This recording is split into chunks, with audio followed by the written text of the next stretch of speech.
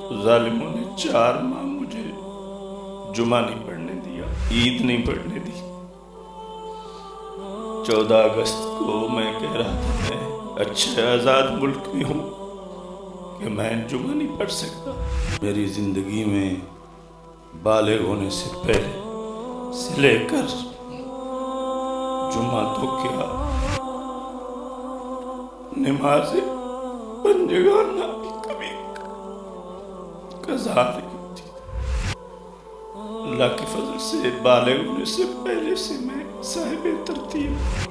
انہوں نے آ کے جس طرح وہ امتحان میں بوٹی پکڑتے ہیں تو یہ دیکھتے تھے کہ اس کے پاس کہیں پینسل تو نہیں ہے، کیونکہ جو روٹی دینے کے لیے آتے تو ان کی بھی چیکنگ کرتے تھے کہ جیب میں کوئی پینسل تو نہیں لے کے آ گیا۔ اتنا ڈر تھا ان کو قلم کا۔ سالن کا شوربہ پڑا تھا، میں نے اس سے کوشش کی نہ لکھا گیا۔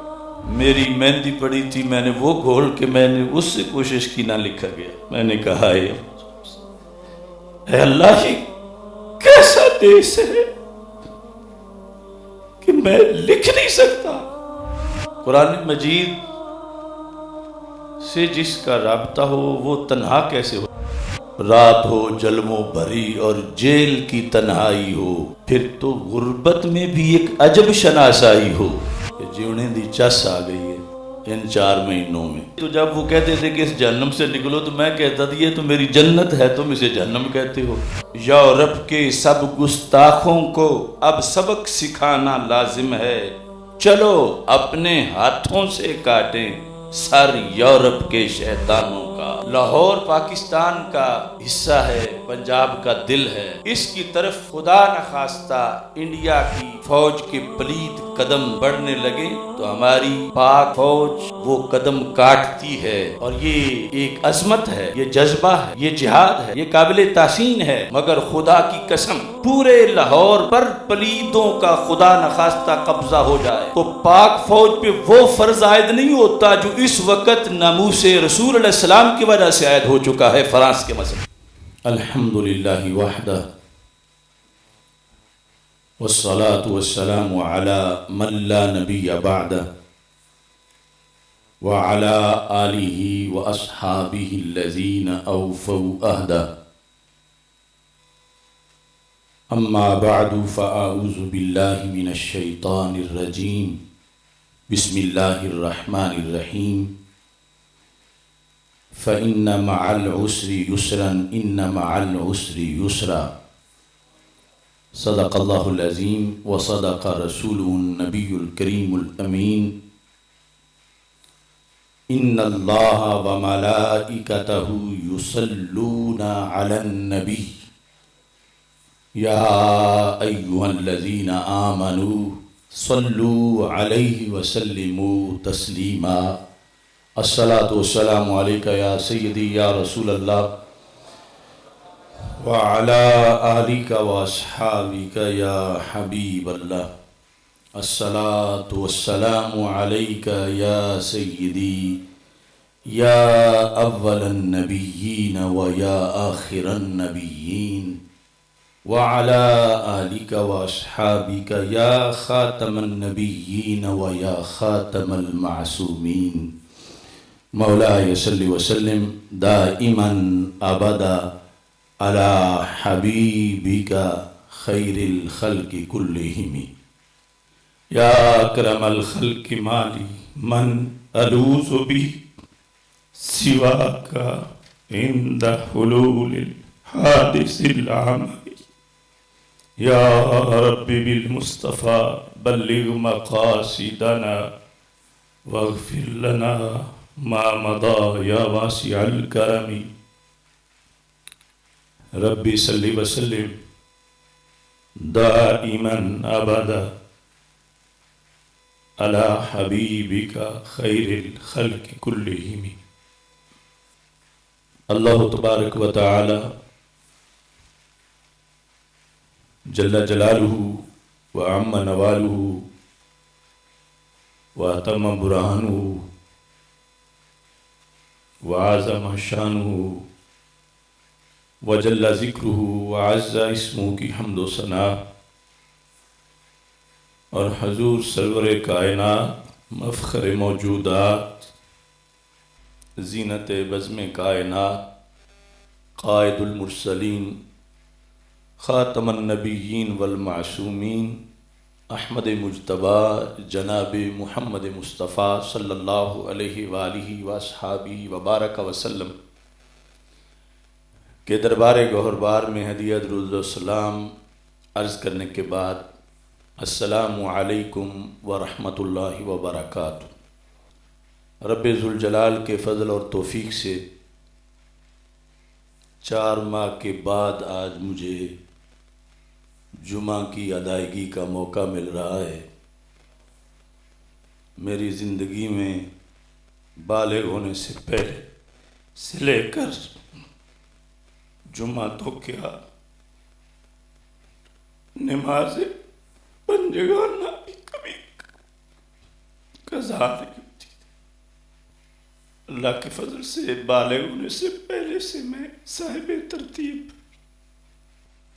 تو ظالموں نے 4 ماہ مجھے جمعہ نہیں پڑھنے دیا، عید نہیں پڑھنے دی۔ 14 اگست کو میں کہہ رہا تھا میں اچھے آزاد ملک میں ہوں کہ میں جمعہ نہیں پڑھ سکتا۔ بہرحال اس کا حساب انہیں دینا پڑے گا۔ آج مجھے خوشی ہے کہ میں جمعہ کی ادائیگی کے لیے موجود ہوں۔ عید والے دن تو وہ جو میرے پہرے دار تھے ان کو بٹھا کے میں نے خطبہ دیا اپنے پنجرے کے اندر، اگرچہ شرعی جو تقاضے تھے ان کے مطابق تو شرائط ہی نہیں پائی جا رہی تھیں، لیکن پھر بھی ہم نے اپنی حاضری لگوائی اور اسی جگہ عید پڑھا دی۔ آج ہماری سعادت ہے کہ خیبر پختونخوا کی عظیم روحانی شخصیت تحریک لبیک یا رسول اللہ صلی اللہ علیہ وسلم خیبر پختونخوا کے ناظم اعلیٰ حضرت پیر سید حیدر مرتضیٰ شاہ صاحب زیدہ شرفہ کرسی صدارت پہ رونق افروز ہیں۔ یہ سادات کا سایہ ہے، اللہ اس سائے کو سلامت رکھے۔ یہ 4 ماہ کا جو کورس تھا کئی لحاظ سے میرے لیے بڑا ضروری تھا،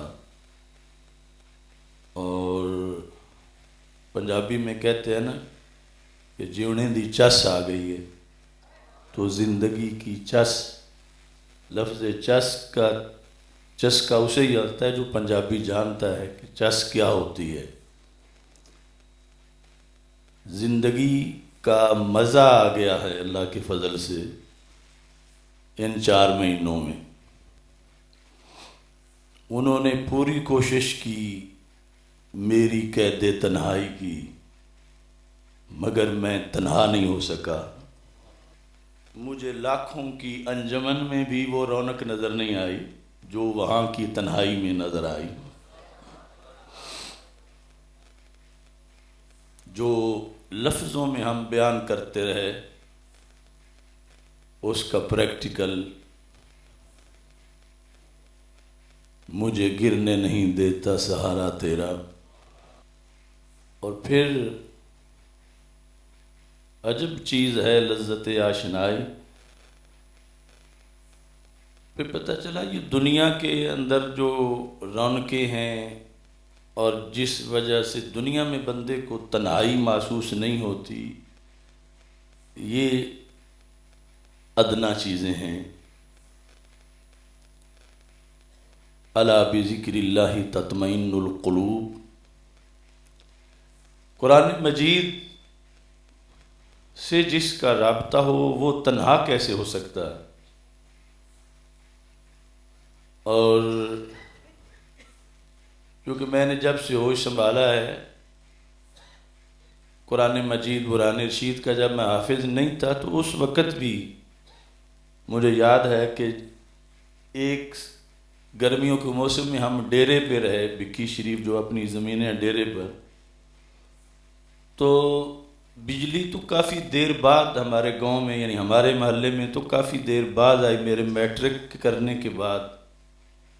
پہلے ویسے لالٹین پہ پڑھتے تھے، لیکن ڈیرے پہ تو ظاہر ہے کہ وہ لالٹین ہی، لیکن وہ بھی تیل ختم تھا، اور مجھے شوق تھا کہ میں نے تلاوت کرنی ہے، تو سارے سوئے ہوئے تھے، تقریباً 12-1 بجے چاند کی چاندنی میں میں نے تلاوت شروع کی، یعنی ابھی حافظ نہیں تھا، تو وہ جیل میں میرے ساتھ ایک ایسی رفاقت تھی کہ جو میرے ہوش سنبھالنے سے بھی پہلے کی تھی، یعنی وہ ہر سطر، ہر صفحہ، ہر لفظ، وہ جتنے مصلح سنائے ہیں، جتنی بار پڑھا ہے، جہاں جہاں بیٹھ کے پڑھا ہے، جامعہ محمدیہ نوریہ رضویہ بھکی شریف میں جہاں حفظ کیا ہے، وہ مسجد نورانی جہاں رات میں پڑھتا تھا، عصر کے بعد ایک قبرستان میں میری چلہ گاہ تھی، تو وہ سارے مناظر میرے ساتھ ساتھ ان قرآن کے لفظوں کو دیکھنے کی وجہ سے بھی موجود رہے، اور اتنی لذت پہلے کبھی بھی محسوس نہ ہوئی قرآن پڑھنے میں۔ ایک ہوتا ہے قرآن پڑھنا یاد کرنے کے لیے، جو کہ بڑا ایک ضروری کام ہے، ایک ہے قرآن پڑھنا سمجھنے کے لیے، جو بڑا ضروری کام ہے، ایک ہے قرآن پڑھنا برکت کے لیے، جو بڑا ضروری کام ہے، لیکن ایک ہے قرآن پڑھنا لذت لینے کے لیے۔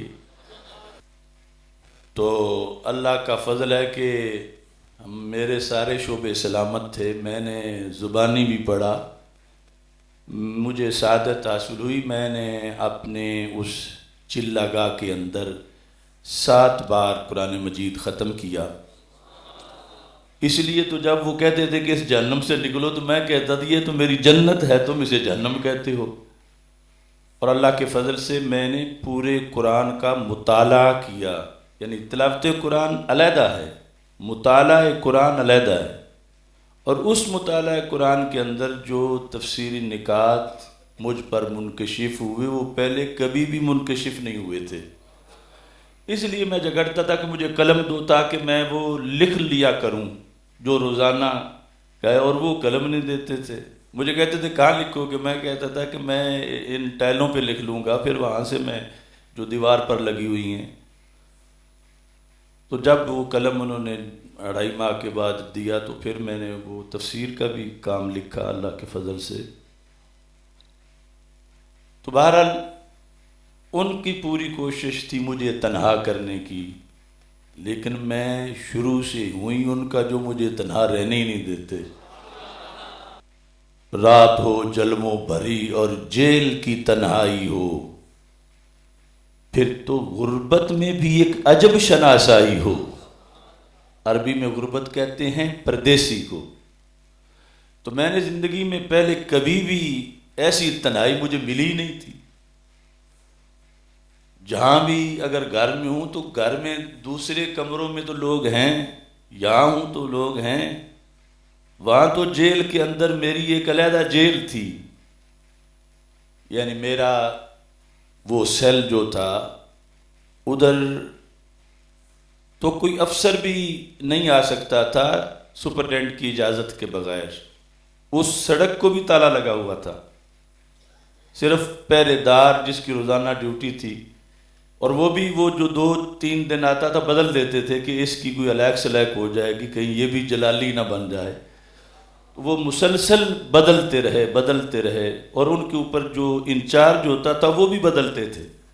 انچارج اگرچہ کافی دن بعد بدلتا تھا، لیکن پہرے دار تو 1-2 دن میں بدلتے تھے، جو 6-6 گھنٹے کی ان کی ڈیوٹی ہوتی تھی۔ انہوں نے صرف مجھے یہ دیکھنا ہوتا تھا کہ کہیں لکھ تو نہیں رہا، یعنی انہوں نے آ کے جس طرح وہ امتحان میں بوٹی پکڑتے ہیں تو یہ دیکھتے تھے کہ اس کے پاس کہیں پینسل تو نہیں ہے، کیونکہ جو روٹی دینے کے لیے آتے تو ان کی بھی چیکنگ کرتے تھے کہ جیب میں کوئی پینسل تو نہیں لے کے آ گیا۔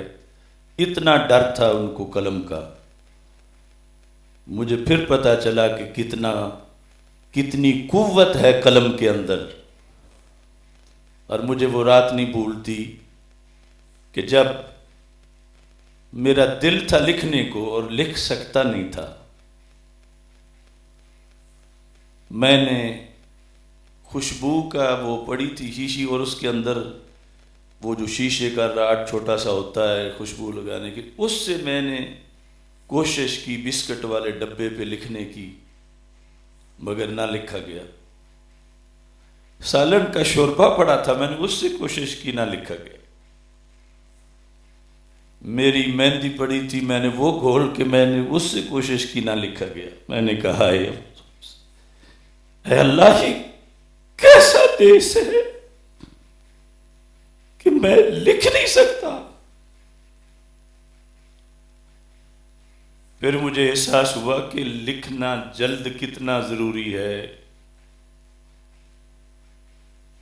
پھر مجھے احساس ہوا کہ میں تو سمجھتا تھا کہ اگر مجھے جیل میں رکھیں گے تو میں جیل میں تفسیر لکھ لوں گا، میں جیل میں یہ لکھ لوں گا، تو یہ تو کالے پانی والے انگریزوں سے بھی ظالم ہیں کہ جنہیں یہ بھی ڈر ہے کہ یہ اگر لکھے گا تو ہمارے لیے زوال کا باعث بن جائے گا۔ حدیث شریف میں ہے نا کہ قیامت کے دن آج جو لوگ سجدہ نہیں کرتے، کرنا چاہیں گے تو پشت اکڑ جائے گی۔ یہ جوڑ جو ہے جھکنے والا کمر کا، یہ ان کا پھٹے کی طرح بن جائے گا، اور کہیں گے کاش کہ سجدہ کرنے کی توفیق ہمیں ملتی۔ انہیں ملے گی جو دنیا میں کرتے رہے۔ تو اس طرح یعنی جب وقت ملا ہوا ہوتا ہے، اگر وہ چلا جائے تو پھر حسرتیں ہی رہ جاتی ہیں۔ پھر مجھے یہ ذہن میں پکا ہوا کہ میرا تو اتنا میں نے اتنی زندگی خرچ کی دین سمجھنے میں، اور اگر وہ میرے ساتھ ہی دفن ہو گیا اور میں وہ لکھ نہ سکا تو یہ بھی ایک مجھ سے مواخذہ بھی ہوگا اور نقصان بھی ہوگا۔ اور میں تو یہی سمجھتا تھا کہ کیا بگڑے گا، مجھے بند کریں گے تو میں لکھ لوں گا وہاں پہ۔ یہ ظالم تو یہاں تک اس کے دشمن ہیں اس پیغام کو روکنے کے، تو اس سے بھی ایک مستقبل کی منصوبہ بندی بھی کی۔ اللہ کا فضل ہے کہ اس تنہائی نے وہ، کیونکہ ویسے بھی اس کی جو ٹریننگ تھی وہ تو ہماری کئی سالوں سے تھی، یعنی ان کے نزدیک یہ بڑا ہے کہ کسی کو فرش پہ لٹا دینا، اس سے کوئی بات نہ کرے کئی ہفتوں تک، کہ ذہنی طور پر یہ جامد ہو جائے۔ یہ چونکہ ایسی تنہائی میں لوگ پاگل ہو جاتے ہیں دیواروں کو دیکھ دیکھ کے، کیونکہ وہ جو سیل ہے وہ قبر نما ہی ہے، اتنا ہی چھوٹا۔ لیکن اللہ کا فضل ہے ہم تو اس کے اندر ریفریشر کورسز میں تھے، تو کیونکہ جب یہ جو ہمارا فہم دین کورس ہوتا گوجرانوالا میں، تو رمضان کے مہینے کے اندر اجرے کے اندر میں اپنے آپ کو یوں ہی بند رکھتا تھا۔ مولانا لیاقت جلالی صاحب تالا مار کے چابی ان کے پاس ہوتی تھی کہ کوئی مجھے ملنے نہ آئے، نماز کے ٹائم جماعت کے وقت نکلتا، باقی سب تو یہ یعنی اس طرح کی چیزیں تو ہماری گھٹی میں موجود تھیں، جو ان کے نزدیک بڑا ہتھیار تھا کہ ان کو کوئی ملے نہیں، کوئی یہ نہ ہو وہ نہ ہو۔ تو ہر چیز کی جس طرح کی اذیتیں انہوں نے رکھی ہوئی تھیں، اس کی ٹریننگ اللہ کے فضل سے ہم نے پہلے کافی سیکھی ہوئی تھی، لہذا وہ ہمارے لیے اذیتیں نہیں تھی، بہت سی ایسی چیزیں، لیکن انہوں نے اس کے لیے اتنے لوگ اتنی بڑی بڑی تنخواہیں دے کے لگائے ہوئے تھے کہ تم نے پہرا دیتے رہنا ہے، سامنے کرسی بیٹھ کے سونا نہیں، اس کو دیکھنا ہے رات یہ کیا کرتا ہے، کس طرح بیٹھتا ہے، لیٹتا ہے، بیٹھتا ہے۔ یعنی سامنے جو دروازہ جو ہے اس کے اندر تو کنڈی ہے ہی نہیں، وہ باہر ہی تالے اس کے ہیں، انہوں نے کھولنے ہیں، اندر میں تو بند ہی نہیں کر سکتا۔ بٹن جو ہے وہ بھی ان کے کنٹرول میں ہے، وہ چاہیں تو چلائیں پنکھا، چاہیں تو بند کریں۔ اللہ تعالیٰ کا کروڑوں بار شکر ہے کہ ایک منٹ بھی ان 4 مہینوں میں مجھے پریشانی نہیں ہوئی کہ میں بند ہو گیا ہوں۔ حالانکہ عام یہ بندہ جو ہے وہ لفٹ میں بند ہو جائے 4 منٹ تو گھبرا جاتا ہے کہ اب کیا بنے گا، تو یہ کبھی تصور ہی نہیں آیا تھا. جب شام کو عصر کے ٹائم انہوں نے تالا لگانا ہوتا تھا، اندرونی تالا اس چکی کا، پھر پنجرے کے تالے، پھر احاطے کے تالے، پھر سڑک کے تالے، تو وہ بیچارے ملازم پوچھتے حضرت اب اجازت ہے ہم بند کر لیں؟ کوئی چیز تو نہیں لینی باہر سے، پانی تو نہیں لینا؟ تو میں کہتا تھا ہم، یعنی ایک دن بھی میں نے انہیں نہیں کہا کہ 1 منٹ ذرا ٹھہر جاؤ یا 5 منٹ ٹھہر جاؤ، ابھی تالا نہ لگاؤ، اور نہ ہی میرے ذہن میں خیال آیا کہ میں بند ہونے لگا. حالانکہ ان حضرات کو جو چونکہ جب ملاقات ہوتی تھی پوچھتے تھے تو میں ہر بات بتا بھی نہیں سکتا تھا. اگر خدا نخواستہ میں وہاں بیمار ہوتا رات کو تو کم از کم 5-6 گھنٹے کے بعد میرا کسی کو پتہ چل جا سکتا تھا.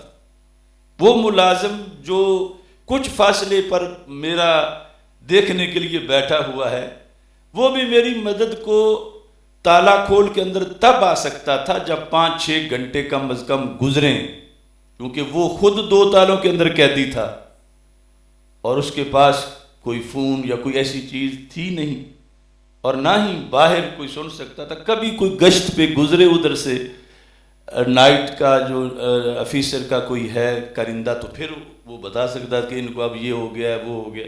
لیکن اللہ کا فضل ہے میں نے زندگی میں یعنی اس طرح کی لذت والی زندگی کبھی نہیں گزاری جس طرح یعنی رب ذوالجلال نے وہاں رکھا ہے. حالانکہ شوگر کا مسئلہ، بلڈ پریشر کا مسئلہ، وہ ہیپاٹائٹس کیا کیا، لیکن وہاں مجھے زکام تک نہیں ہوا، بخار تک نہیں ہوا. کبھی قبض کا مسئلہ جب یہ معاملہ پیش ہی نہیں آیا. اور اللہ کے فضل سے ایسی ٹریننگ ہوئی کہ چونکہ وہ سیل بالکل ڈیتھ سکواڈ میں تھا، میرے ساتھ جو دوسرے تھے وہ سارے سزائے موت کے پنجروں میں بند تھے اور ساتھ ہی پھانسی گھاٹ تھا. تو میرے لیے تو یہ سنہری موقع تھا کہ موت کو بڑا قریب سے دیکھتا رہا. اللہ کا کروڑوں بار شکر ہے، رسول پاک صلی اللہ علیہ وسلم کی نگاہ عنایت ہے. یہ زندگی امانت ہے، میری اپنی تو ہے ہی نہیں، اور یہ ہم سب کو یہ ذہن میں رکھنا چاہیے. مومن اپنی زندگی کلمہ پڑھتے ہی بیچ دیتا ہے. ان اللہ اشتری من المؤمنین انفسہم واموالہم بان لہم الجنہ، بے شک اللہ نے خرید لیا کافروں سے نہیں مومنوں سے، انفسہم ان کی جانوں کو، واموالہم ان کے مالوں کو، بان لہم الجنہ ان کے نام جنت لگا کے. حالانکہ دی اس نے مفت تھی، مفت والی چیز کوئی ویسے لے لے تو کوئی حرج نہیں. دیتے وقت مفت دیتا ہے، لیتے وقت جنت دے کے واپس لیتا ہے، یعنی خریدتا ہے. اور ویسے تو عربی گرامر کے لحاظ سے بالجنہ ہی کافی ہے. اشتریت الکتاب بدرہم، میں نے کتاب درہم کے بدلے خریدی، بدرہم. لیکن آیت میں یہ نہیں ہے ان اللہ اشتری من المؤمنین انفسہم واموالہم بالجنہ، ہے بان لہم الجنہ. بالجنہ اگر ہوتا تو مطلب بنتا کہ ایک معاہدہ ہوا ہے لیکن ابھی تک نوٹیفیکیشن جاری نہیں ہوا اور جنت نام نہیں لگی. بِأَنَّا کا مطلب ہے کہ جنت رب نے نام بھی لگا دی ہے، یعنی بِأَنَّ الْجَنَّةَ ثَابِتَةٌ لَهُمْ، وہ جو متعلق ہے جار مجرور کا اس کی بنیاد پر. یعنی یہ مطلب بنا کہ تو بچا بچا کے نہ رکھ اسے، تیرا آئینہ ہے وہ آئینہ جو شکستہ ہو تو عزیز تر ہے نگاہ آئینہ ساز میں.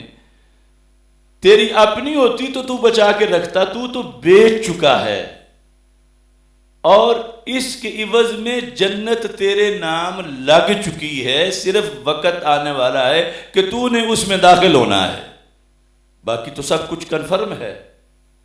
اس بنیاد پر یعنی مومن کے لیے موت کا اس لحاظ سے کوئی ڈر نہیں کہ کیا بنے گا، میں مر جاؤں گا، کیا ہوگا. ویسے تو ہر وقت فکر آخرت ہے موت کہ ایمان پر آئے، لیکن یہ جو ڈراوا ہے کہ تمہیں موت دے دیں گے، تمہیں یہ کر دیں گے وہ کر دیں گے، جس نے ایمان کی چاشنی چکھ لی ہے حقیقت میں وہ کروڑوں موتوں کے سامنے بھی وہ نہ ڈر ہے، اس واسطے کہ اپنی زندگی تو ہے ہی نہیں، اپنی چیز بندہ چھپا کے رکھتا ہے کہ کہیں کوئی اس کو کچھ آنچ نہ آ جائے، جو ہے ہی بیچ دی، اور جس کے آگے دی ہے اس کی امانت ہے، وہ جب چاہے گا تو ہنستے ہوئے تجھے وہ شاخ سے توڑیں زہے نصیب تیرے، کہ تڑپتے رہ گئے گلزار میں رقیب تیرے۔ ہر جان تو وہ پسند ہی نہیں کرتا، اور جو وہ پسند کر لے پھر یہ ہائے ہائے نہیں کرتا، خوش ہو کے ممتاز حسین قادری کی طرح پھندا گلے میں چوم کے ڈال لیتا ہے۔ اس وقت ناموس رسالت صلی اللہ علیہ وسلم کے تحفظ کے لحاظ سے بہت بڑی آزمائش میں امت موجود ہے، اور افسوس کہ امت مسلمہ پر جو مسلط قیادت ہے یعنی حکمران، انہیں اس کا ادراک ہی نہیں کہ یہ فرض کیسا فرض ہے۔ تو آج کے اس خطبہ میں میں اپنے دیوان صدائے قفس کا ایک پیغام جو اس موقع پر میں نے فرانس کے بارے میں لکھا وہ پیش کر کے اپنی گفتگو سمیٹ رہا ہوں۔ ہم دین محمد صلی اللہ علیہ وسلم، ہم دین محمد کا لشکر، ہمیں شوق نہیں ایوانوں کا، ہم دین محمد کا لشکر، ہمیں شوق نہیں ایوانوں کا، ہم اپنے نبی کے شیدائی، ہمیں خوف نہیں زندانوں کا۔ زندان کہتے ہیں جیل کو۔ ہم اپنے نبی صلی اللہ علیہ وسلم، ہم اپنے نبی کے شیدائی، ہمیں خوف نہیں زندانوں کا، ہم مست ہیں اپنے پنجرے میں، بے خطر ہیں گرمی سردی سے۔ جب گرمی کا موسم تھا تو وہ ویسے اس کی یہ صورتحال تھی جیسے تنور ہوتا ہے، وہ جو سیل تھا۔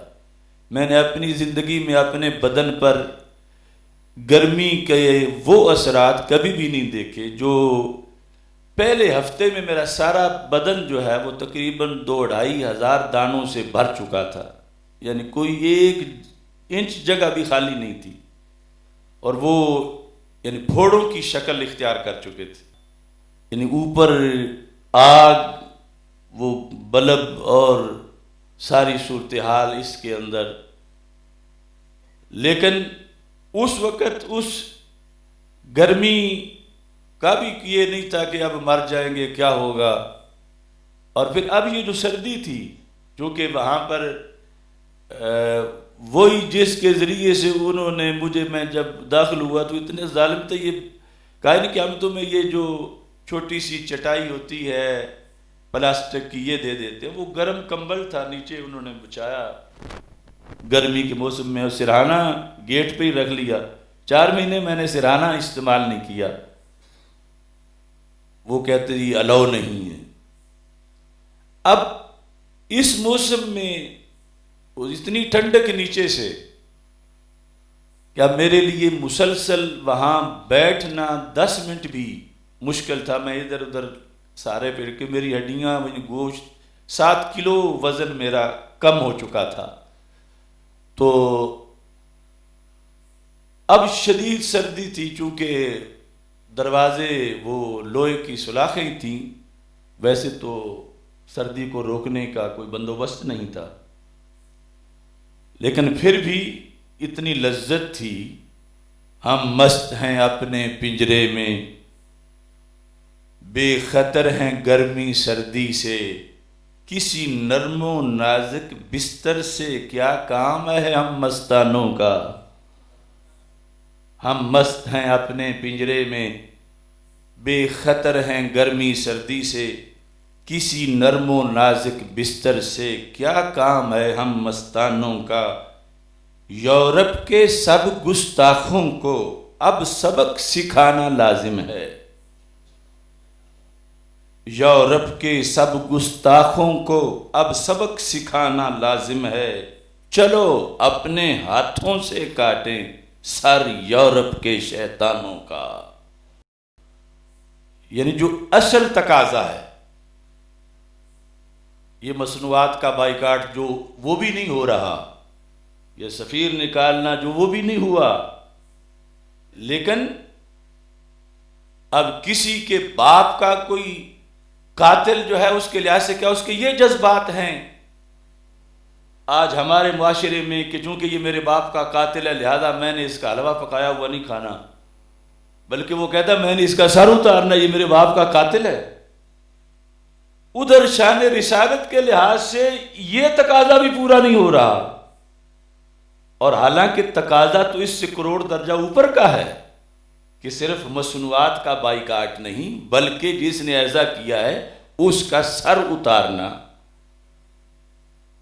یورپ کے سب گستاخوں کو اب سبق سکھانا لازم ہے، چلو اپنے ہاتھوں سے کاٹیں سر یورپ کے شیطانوں کا۔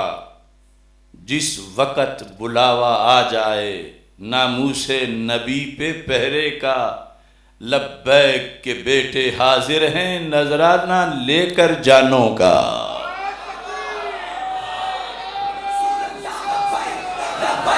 لبیک یا رسول اللہ، لبیک لبیک لبیک یا رسول اللہ، لبیک لبیک لبیک یا رسول اللہ، لبیک لبیک لبیک یا رسول اللہ، لبیک لبیک لبیک یا رسول اللہ، لبیک لبیک لبیک یا رسول اللہ، لبیک لبیک لبیک یا رسول اللہ، لبیک لبیک لبیک یا رسول اللہ، لبیک لبیک لبیک یا رسول اللہ، لبیک لبیک لبیک یا رسول اللہ، لبیک لبیک لبیک۔ جس وقت بلاوا آ جائے ناموس نبی صلی اللہ علیہ وسلم، جس وقت بلاوا آ جائے ناموس نبی پہ پہرے کا، لبیک کے بیٹے حاضر ہیں نذرانہ لے کر جانوں کا۔